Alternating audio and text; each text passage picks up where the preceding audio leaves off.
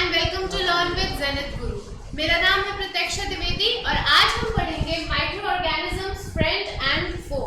Micro organisms हमारे दोस्त भी हो सकते हैं क्योंकि सारे माइक्रो ऑर्गेनिजम्स खराब नहीं होते या डिजीज कॉजिंग नहीं होते, but a lot of them are proven to be disease causing and they can even lead to fatal diseases.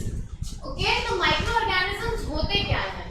हमने देखा बहुत सारे ऐसे ऑर्गेनिजम्स होते हैं जो कि इतने छोटे होते हैं कि हम उन्हें अपनी नेकेड आईज से नहीं देख सकते या वो हमें ऐसे नॉर्मली नहीं दिखेंगे, बट अगर हम उसे माइक्रोस्कोप के अंडर देखें तो वो हमें क्लियरली दिखेंगे। उन्हीं ऑर्गेनिजम्स को हम क्या कहते हैं? माइक्रो ऑर्गेनिजम्स या फिर माइक्रोब्स। अब माइक्रो ऑर्गेनिजम्स हर जगह प्रेजेंट होते हैं, चाहे आपका हाथ ही क्यों ना हो। अगर आप अपने हाथ को एक माइक्रोस्कोप के अंडर प्लेस करें, so you can see a lot of what? A lot of microbes present. Same goes with whatever food you are eating. वो कुछ भी हो सकता है, may be it's a bowl of curd.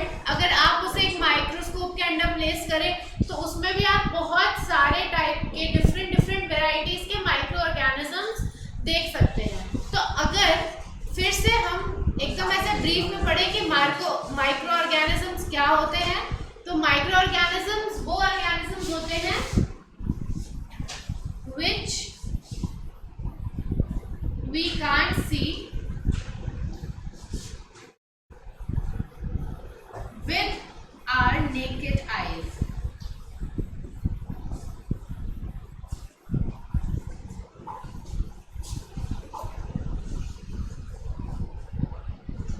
वो organisms जो हमें नॉर्मली नहीं दिखते, सिर्फ और सिर्फ किसकी हेल्प से दिखते हैं? Only and only microscope. इसको हम माइक्रोस्कोपिक ऑर्गेनिजम्स भी बोलते हैं because of the same reason that I told. अब यहाँ पे आप देख सकते हैं कि दो एक्टिविटीज दी हैं। पहले हम इन एक्टिविटीज को रीड करते हैं and then we will see कि इसमें हमने फाइंड क्या किया। ठीक है, collect some moist soil from the field in a beaker and add water to it. After the soil particles have settled down, observe a drop of water from the beaker under a microscope. What do you see? ये तो पहली activity हो गई कि कहीं से हल्की सी गीली मिट्टी एक बीकर में ली हमने, ठीक है, और उसमें थोड़ा सा पानी ऐड किया। जब सॉइल पार्टिकल्स उसमें नीचे सेटल डाउन हो जाएंगे तब हम एक ड्रॉप ऑफ वाटर उसमें से लेकर माइक्रोस्कोप के अंडर टेस्ट करेंगे, फिर हम देखेंगे कि उसमें क्या आता है। वैसे ही सेकेंड एक्टिविटी में क्या दिया है? हमें थोड़ा सा पानी लेना है। कहाँ से? पॉन्ड से। ठीक है, कोई भी जो हमारे घर के आसपास या हो सकता है लेक, पॉन्ड, व्हाटएवर, और उसको हमें ग्लास स्लाइड पे 2-3 ड्रॉप्स उस पानी की डालनी है और उसे हमें माइक्रोस्कोप के अंडर प्लेस करना है। एंड व्हाट विल वी सी? इन दोनों एक्टिविटीज में ऑलमोस्ट सेम ही चीज है कि हमें उस पानी के अंदर क्या क्या दिख सकता है। तो हमें क्या दिखेगा? These observations show that water and soil are full of tiny organisms. जैसा मैंने अभी आपको यहाँ पे माइक्रो ऑर्गेनिजम्स एक्सप्लेन करते टाइम बोला था कि माइक्रो ऑर्गेनिजम्स हर जगह प्रेजेंट है, बस हम अपनी आंखों से उन्हें देख नहीं पाते। बट जब हम वही माइक्रोस्कोप के अंडर प्लेस करेंगे तो हम क्या देखेंगे? That water and soil are full of tiny organisms. Though not all of them fall into the category of microbes, उसमें जितनी भी चीजें और टाइनी ऑर्गेनिजम्स प्रेजेंट होंगे, जरूरी नहीं है कि सब के सब माइक्रो ऑर्गेनिजम्स हो। This is a very important distinction कि हर वो ऑर्गेनिज्म जो हमें माइक्रोस्कोप के अंदर दिख रहा है, जरूरी नहीं है कि वो माइक्रोब्स की कैटेगरी में आ रहा हो, कुछ और भी हो सकता है वो। These microorganisms or microbes are so small in size that they cannot be seen with the unaided eye, या फिर जो मैंने आपको बताया यहाँ पे with naked eyes. Some of these, such as the fungus that grows on bread, जब bread बहुत ज़्यादा पुराना हो जाता है तो उस पर हम मोल्ड्स देख सकते हैं, फंगस उस पर ग्रो होती है जो कि एक सैप्रोट्रॉफ का एग्जाम्पल होता है। वैसे ही it can be seen with a magnifying glass, others cannot be seen without the help of a microscope. So now I guess we have pretty much understood what is the concept of microorganisms and microbes. मतलब कि उनको हम देखें कैसे, कहाँ नहीं दिखते, etcetera etcetera. तो अब हम इन डिटेल थोड़ा पढ़ेंगे कि माइक्रो ऑर्गेनिज्म माइक्रो ऑर्गेनिजम्स का जो क्लासिफिकेशन है वो 4 मेजर ग्रुप्स में हो चुका है। जो कौन कौन से ग्रुप्स हैं हमारे, बैक्टीरिया है, fungi, protozoa and algae. Some of these common microorganisms are shown in here. We can see ये फंगाई के एग्जांपल्स हैं। ब्रेड मोल्ड, जो अभी मैं आप लोग को बता रही थी कि जब ब्रेड पुराना हो जाता है, डीके होने लगता है, तो उस पे ब्रेड मोल्ड आ जाते हैं, which is a type of fungus.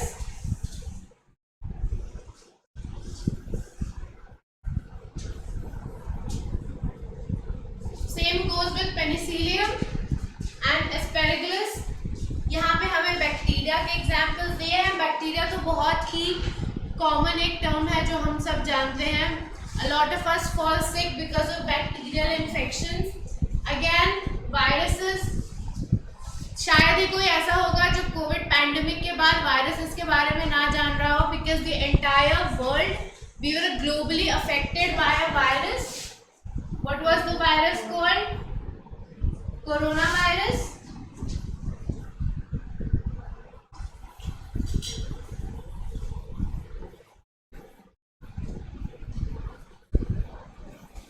And then there are these protozoas present, amoeba, paramecium, and then we have algae, examples of algae, chlamydomonas and spirogyra. Moving on, we'll see viruses are present. Viruses are also microscopic but are different from other microorganisms. हमने पहले page पे क्या पढ़ा था कि जरूरी नहीं है कि whatever we see under a slide will be a microorganism. वैसे हम यहाँ पढ़ सकते हैं कि viruses are also microscopic but are different from other microorganisms. Viruses इन सब microorganisms से fungi, bacteria, protozoa, algae से different होते हैं viruses.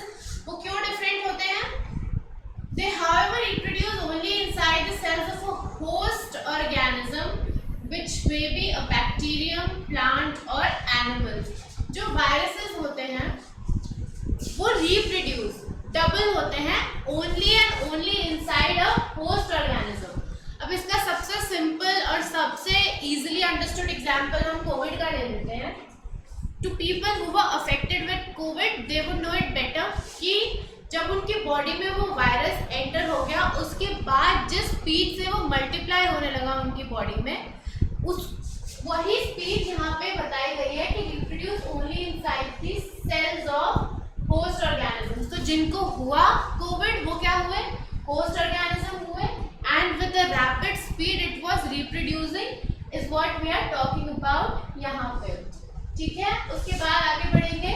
यहाँ पे some of the viruses are shown in figure 2.5 जो कि हम यहाँ पे देख सकते हैं। कॉमन एलिमेंट्स, कॉमन जो हमारी बीमारियां होती हैं जो कि सबको होती रहती है, फीवर, कोल्ड, फ्लू, ये सब किसके कॉज है, वायरस की वजह से होते हैं। Serious diseases like polio and chicken pox are also caused by a viruses. तो यहाँ पे वायरसेस की वजह से होने वाली प्रॉब्लम्स के बारे में भी हमने पढ़ लिया। क्या क्या हो जाता है, कोल्ड, इन्फ्लुएंजा जो कि फ्लू है, कफ्स हो जाते हैं, ये वायरस की वजह से होता है। उसके बाद पोलियो हो जाता है वायरस की वजह से। Small pox, chicken pox, small pox तो इरेडिकेट हो गया है, चिकन पॉक्स हो जाता है वायरस की वजह से। उसके बाद diseases like dysentery and malaria are caused by protozoans. इनकी वजह से कौन से डिजीजेस होते हैं, dysentery and malaria, whereas typhoid and tuberculosis are bacterial infections, bacterial diseases.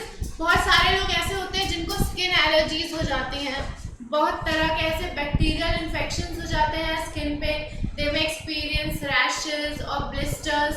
वो भी कौन से टाइप के वायरस माइक्रोऑर्गेनिज्म की वजह से होता है, बैक्टीरियाज की वजह से। तो यहाँ पे हमने क्या पढ़ा, हमने पढ़ा अबाउट वायरसेस, वो कैसे रिप्रोड्यूस होते हैं होस्ट ऑर्गेनिज्म की बॉडी में, एंड देन उसके बाद हमने पढ़ा वायरसेस की वजह से क्या क्या डिजीजेस होते हैं हमें, कोल्ड, इन्फ्लुएंजा, कफ। उसके बाद serious diseases like polio and chicken pox, और उसके बाद diseases like dysentery and malaria are caused by protozoans. They are protozoan diseases, and whereas typhoid and tuberculosis are caused by bacteria.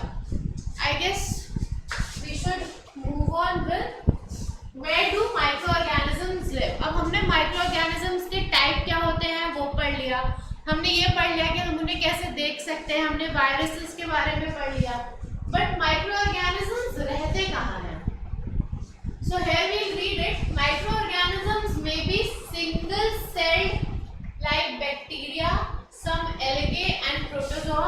अगर मैं आपसे बोलूँ कि single-celled algae का एक एग्जाम्पल देना हो तो आप क्या दे सकते हैं?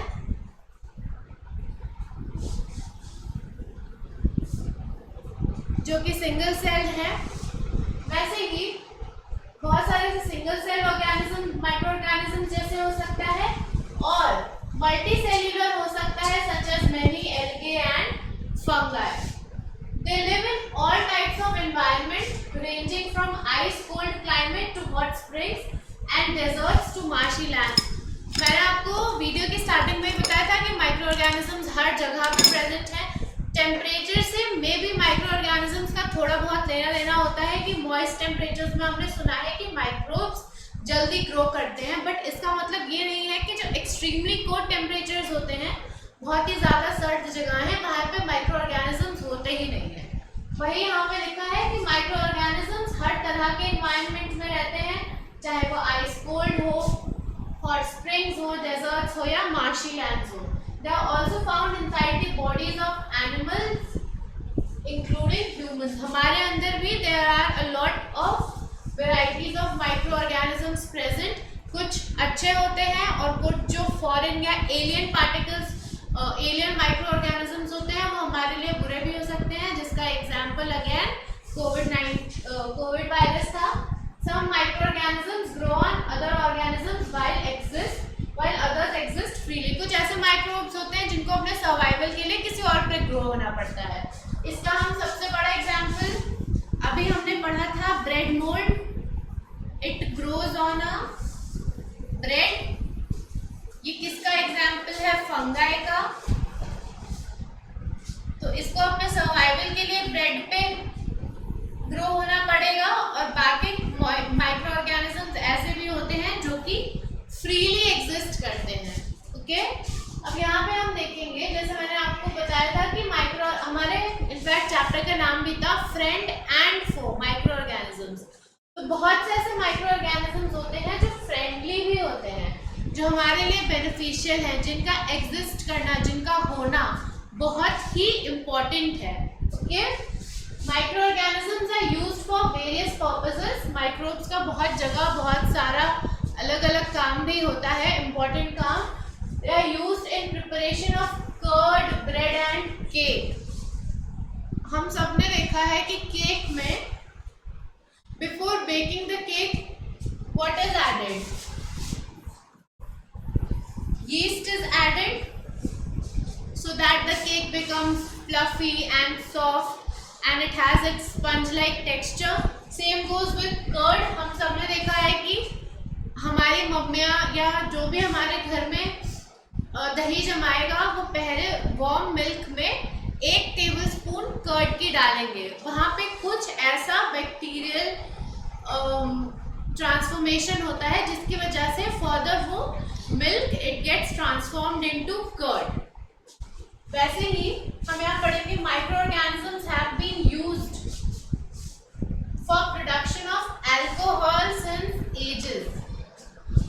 ऐसा फॉरेन कंट्रीज का भी कंसेप्ट होता है जहाँ पे ग्रेप वाइन बहुत ही ज़्यादा फेमस होती है। वो लोग क्या करते हैं? वो लोग ग्रेप्स को बड़े बड़े बार्न्स में ईयर्स एंड ईयर्स के लिए स्टोर कर देते हैं। इनफैक्ट ऐसा भी कहते हैं कि वाइन जितनी पुरानी होती है वो उतनी ही टेस्टी, उतनी ही ऑथेंटिक और उतनी ही महंगी बिकती है, क्योंकि उसमें उतने टाइम का माइक्रोबियल एक्शन जो भी उनका प्रोसेस होता है वो हुआ रहता है। इसीलिए यहाँ पे लिखा है कि micro organisms have been used for the production of alcohol since ages. इसमें सबसे बड़ा एग्जांपल हमारे वाइन प्रोडक्शन का ही आ जाएगा।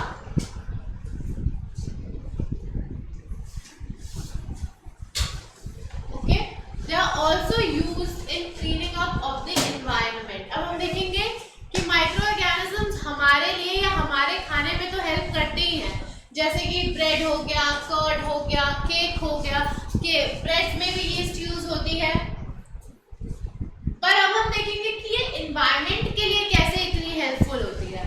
For example the organic waste, vegetable peels हो गई, remains of animals, feces, etc., cow dung basically, are broken down into harmless and usable substances by bacteria. जो manure prepare होता है उसमें ये सारा ऑर्गेनिक वेस्ट जाता है जो कि ब्रेक डाउन हो जाता है इनटू मैन्योर, जिसको लेटर ऑन लोग जो फार्मर्स होते हैं वो सॉइल फर्टिलिटी को इंक्रीज करने के लिए अपने अपने फार्मलैंड्स में डाल देते हैं। उससे उनकी क्रॉप प्रोडक्शन बेटर होती है और इससे क्या होता है, नाइट्रोजन भी फिक्स होता है। और नाइट्रोजन की गुड अमाउंट बहुत ही ज़्यादा इम्पोर्टेंट होती है गुड क्रॉप प्रोडक्शन के लिए।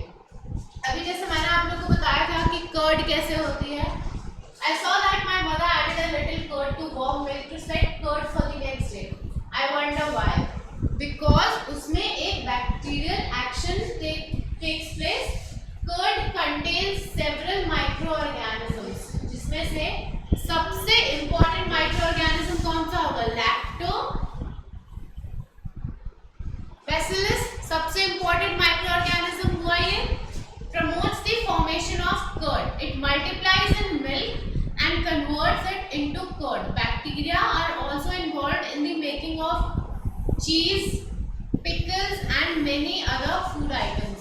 आपने देखा होगा पिकल्स को भी प्रिजर्व करते हैं with a lot of amount of oil in it, उनमें भी एक बैक्टीरियल एक्शन होता है। सेम गोज विद चीज, मिल्क को चीज में ट्रांसफॉर्म करने में एक लंबा प्रोसेस होता है। उसके बाद उस चीज को भी जो ऑथेंटिक चीज होती है, स्विस चीज हो गई या फिर फ्रेंच चीज हो गई, उसे बहुत बहुत साल, 20-20 साल इनफैक्ट उन्हें स्टोर किया जाता है, same as the case of wine, ताकि उनका टेस्ट, उनकी ऑथेंटिसिटी इम्प्रूव हो सके।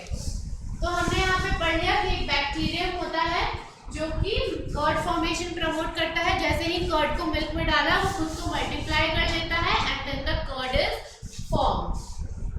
वैसे ही हम यहाँ पे किसका एग्जांपल देख सकते हैं, take half a kg flour, add some sugar and mix with warm water, add small amount of yeast powder and knead to make a soft dough. What do you observe after 2 hours? जो dough होगा वो raise हो जाएगा। ये हमारी एक common Indian delicacy है, bhatura, almost हम सबने खाया होता है। तो उसके डो को भी पहले ही गूंथ के, नीट करके और उसमें थोड़ा सा यीस्ट ऐड करके उसे रख देते हैं, ताकि वो कुछ टाइम बाद, अगर आपने बोल में इतना डो रखा है तो आफ्टर सर्टेन टाइम आप देखेंगे कि वो राइज हो चुका होता है। This is the dough after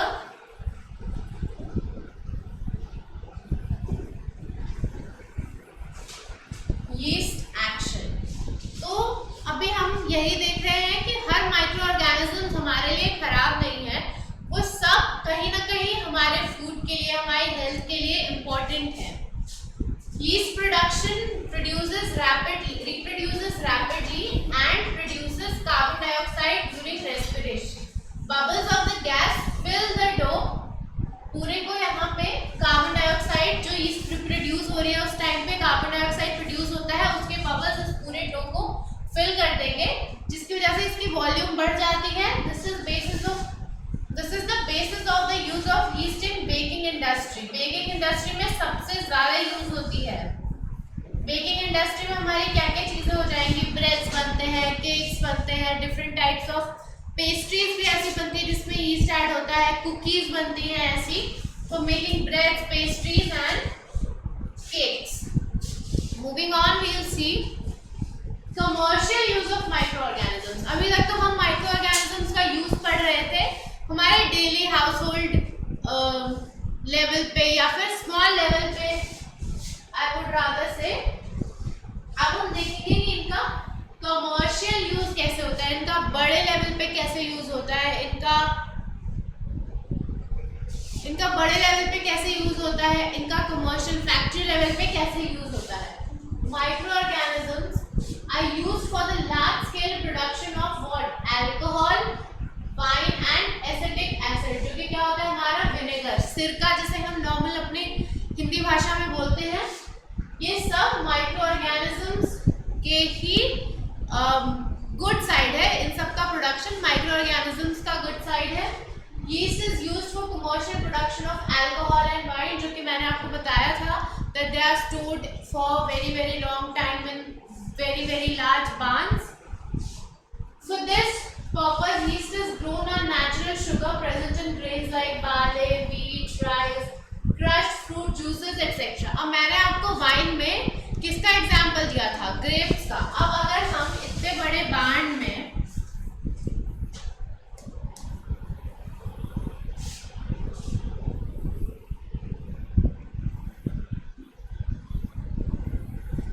पूरे यहाँ तक ग्रेप्स एकदम क्रश करके स्टोर कर देंगे, तो ग्रेप्स में क्या होता है? शुगर, जो कि ब्रेक डाउन होगा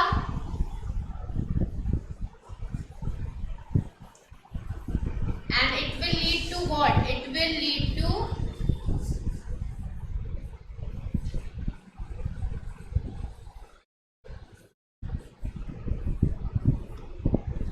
yeast production, जिसकी वजह से वाइन्स और वेरियस अल्कोहल वगैरह चीजें तैयार होती हैं। ठीक है, अब हम यहाँ पे देख सकते हैं फर्मेंटेशन का प्रोसेस क्या, प्रोसीजर क्या होता है। दिस इज जब ये चीजें ब्रेक डाउन हो जाती हैं शुगर से ईस्ट में, तो इनमें से एक सर्टेन टाइप ऑफ स्मेल आने लगती है।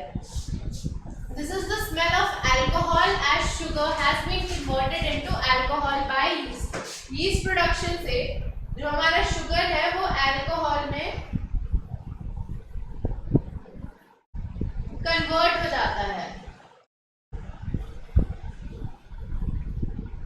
This process of conversion of sugar into alcohol को हम क्या कहते हैं? इसे हम कहते हैं फर्मेंटेशन। शुगर को ईस्ट प्रोडक्शन की वजह से, शुगर जब ब्रेक डाउन होता है, ईस्ट प्रोड्यूस होती है, वो अल्कोहल में ट्रांसफॉर्म हो जाता है। अल्कोहल में ट्रांसफॉर्म होने के बाद वो इस प्रोसेस को हम क्या बोलेंगे? फर्मेंटेशन बोलेंगे। और Louis Pasteur was the first person जिन्होंने फर्मेंटेशन को डिस्कवर किया था in the year 1857. Now we will see, अभी तक हमने दो यूजेस पढ़ लिए। क्या क्या यूजेस पढ़ लिए हमने? हमारे household uses, how are microorganisms beneficial in cakes, breads and curd, doughs, various doughs। उसके बाद हमने इनका कमर्शियल यूज पढ़ लिया, फर्मेंटेशन का प्रोसेस पढ़ लिया, अल्कोहल प्रोडक्शन के बारे में पढ़ लिया। अब हम पढ़ेंगे इनका मेडिसिनल यूज, क्योंकि माइक्रो ऑर्गेनिजम्स का मेडिसिन इंडस्ट्री में भी बहुत ही एक इम्पोर्टेंट रोल होता है। Whenever you fall ill, the doctor may give you some antibiotic tablets. जब भी हम सबको कोल्ड या फीवर या कुछ भी ऐसा बैक्टीरियल इन्फेक्शन हो जाता है हमारी बॉडी में, सो our doctor keeps us on antibiotics, या फिर वो हमें कुछ ऐसे कैप्सूल्स या इंजेक्शन दे देते हैं, जिसमें क्या होगा? इसका एग्जाम्पल है पेनिसिलिन के injection. The source of these medicines is microorganisms. The antibiotics are also produced from microorganisms.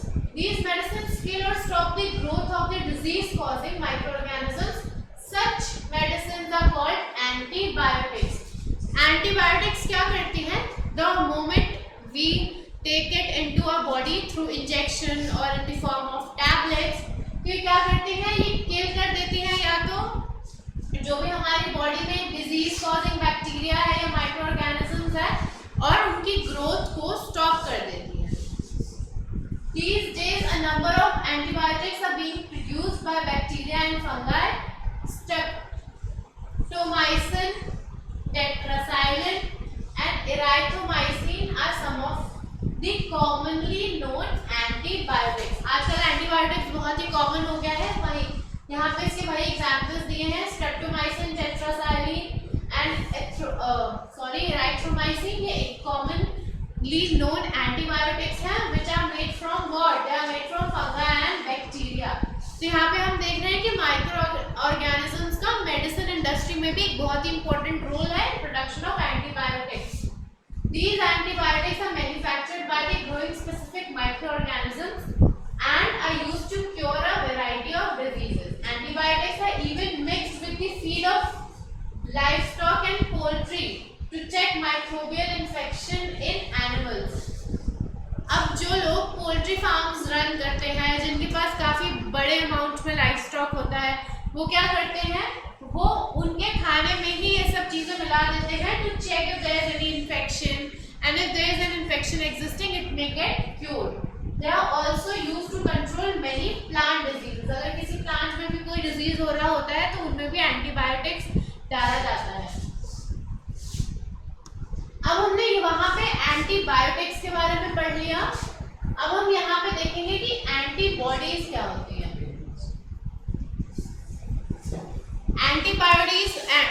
Antibodies term again Covid era में बहुत ही ज़्यादा फेमस हो गया था. बॉडी में एंटीबॉडी प्रोडक्शन होना बहुत इम्पोर्टेंट था. To people who suffered from the Covid virus, उनकी बॉडी में एक अप्रोप्रिएट अमाउंट ऑफ एंटीबॉडीज होती है, तो तभी वो लड़ पाती जो वायरस उनकी बॉडी में एंटर किया था उससे. Antibodies protect us. When a disease carrying microbe enters your body, the body produces antibodies to fight the invader. Antibodies are हमारे बॉडी के बॉडीगार्ड्स हैं ये.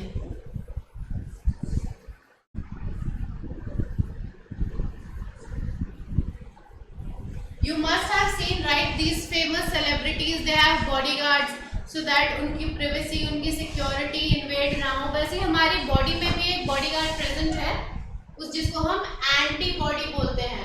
अगर हमारी बॉडी में कोई भी फॉरेन माइक्रोब एंटर हो जाता है जिसकी वजह से हम बीमार पड़ने वाले होते हैं, तो ये एंटीबॉडीज एज बॉडीगार्ड एकदम एक्टिव हो जाते हैं. ये लार्ज नंबर में प्रोड्यूस होने लगते हैं टू फाइट द इन्वेडर, जो भी माइक्रोब हमारी बॉडी में एंटर हुआ है. The body also remembers how to fight the microbe if it enters again. हमारे एंटीबॉडीज को ये भी याद पता है और ये भी याद रहता है कि अगर ये पर्टिकुलर माइक्रोब जिसको अभी हमने खत्म किया है वो फिर से एंटर करेगा तो हमें पता है कि हमें इससे कैसे लड़ना है. If dead or weakened microbes are introduced into a healthy body, the body fights and kills the invading bacteria by producing suitable antibodies. The antibodies remain in the body and we are protected. यहाँ पे Alexander Fleming का exam के बारे में दिया गया है. He was walking on a culture of diseases causing bacteria. Suddenly he found the spores of little green mold in one of his culture plates. He observed that the presence of mold prevented the growth of bacteria. In fact, it also killed many of these bacteria. From this mold, penicillin was prepared. Penicillin, जो यहाँ पे हमने एक antibiotic का ही example पढ़ा था, उनको किसने डिस्कवर किया था? अलेक्जेंडर फ्लेमिंग ने. वो अपने कल्चर पे काम कर रहे थे. Then he saw about it कि क्या क्या हुआ, how a particular mold was preventing, and then वहाँ से इन्होंने पेनिसिलिन को डिस्कवर किया, जो अब किसका एग्जाम्पल है? Antibiotic injection such as penicillin. We move on and we will see बहुत से ऐसे डिजीजेस होते हैं. Several diseases including cholera, tuberculosis, smallpox and hepatitis can be prevented by vaccination. आपने देखा होगा छोटे बच्चों को वेरियस डिजीजेस के अगेंस्ट वैक्सीनेशंस लगती हैं.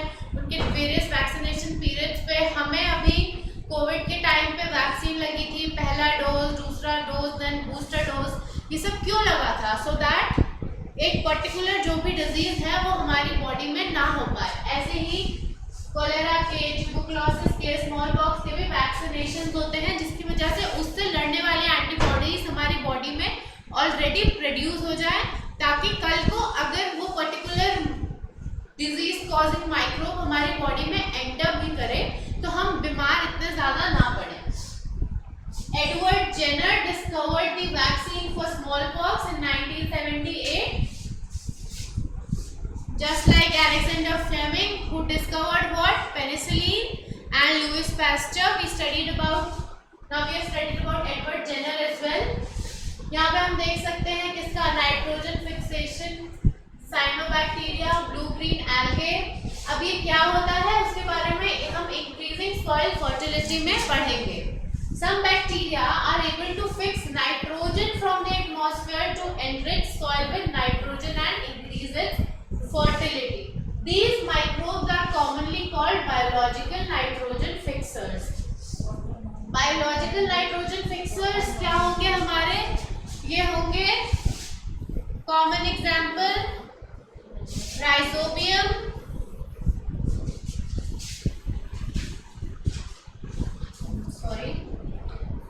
राइजोबियम हुआ,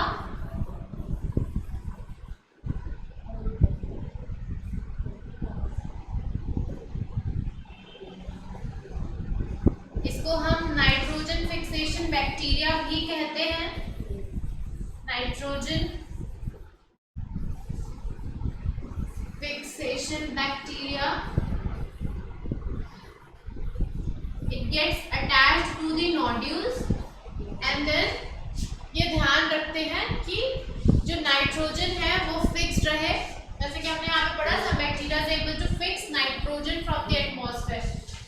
एटमॉस्फेयर से नाइट्रोजन को फिक्स रखते हैं ताकि एनरिच रहे सॉइल नाइट्रोजन के साथ और उसकी फर्टिलिटी बढ़ती रहे। इसमें एग्जाम्पल होगा राइजोबियम का, और इनको हम क्या कहते हैं? Biological nitrogen fixers. ऐसे ही we'll move on to cleaning the environment. अब हम देखेंगे कि माइक्रोब्स का क्लीनिंग द एनवायरनमेंट में क्या रोल होता है।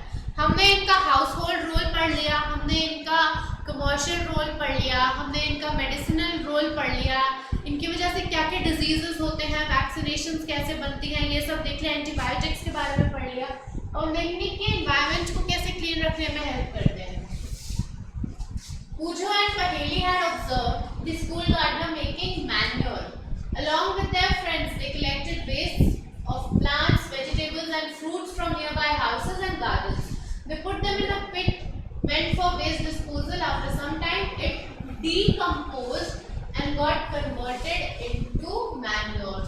तो ये क्या होता है? ये एक प्रोसेस होता है डिकम्पोजिशन का, जो कि एक माइक्रोबियल प्रोसेस ही होता है जिसपे various micro organisms they act on whatever it is. तो यहाँ पे हम मोस्टली ऑर्गेनिक वेस्ट कलेक्ट करते हैं, जिसमें हमारे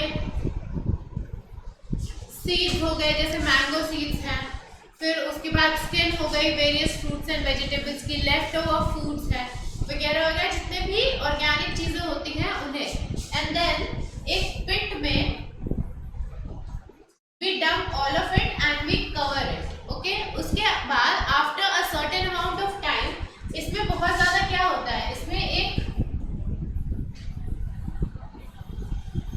माइक्रोब्स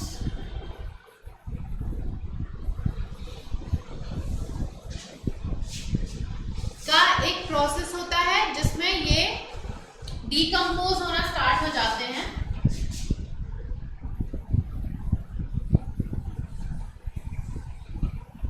जितना भी हमने ऑर्गेनिक वेस्ट लिया वो डिकम्पोज हो जाता है, वो डिकम्पोज होके उस पिट में किसमें कन्वर्ट हो जाता है? वो कन्वर्ट हो जाता है इनटू मैन्योर। मैन्योर बहुत ही फर्टाइल माना जाता है, ये बिल्कुल ही ऑर्गेनिक होता है, इसमें कुछ भी केमिकल्स प्रोड्यूस नहीं होते, क्योंकि हमने इसमें यूज क्या किया? यूज तो सिर्फ ऑर्गेनिक वेस्ट ही किया ना। आजकल अगर आप सुनते होंगे बहुत ही ज्यादा ऑर्गेनिक प्रोडक्ट्स ट्रेंड में है, तो ये ऑर्गेनिक प्रोडक्ट्स जो ट्रेंड में रहते हैं, इनके पीछे क्या रीजन है कि इतने महंगे बिकते हैं, ये इतने ज्यादा ट्रेंड में है, ये इतने ज्यादा लोग इसे प्रेफर कर रहे हैं? क्योंकि बिना किसी प्रेजर्वेटिव्स, बिना किसी केमिकल फर्टिलाइजर्स के उगाए जाते हैं।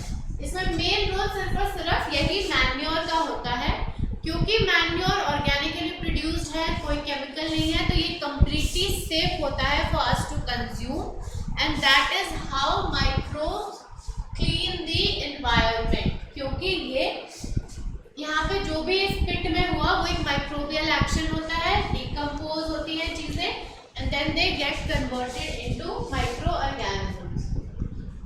With this we have half completed the chapter now.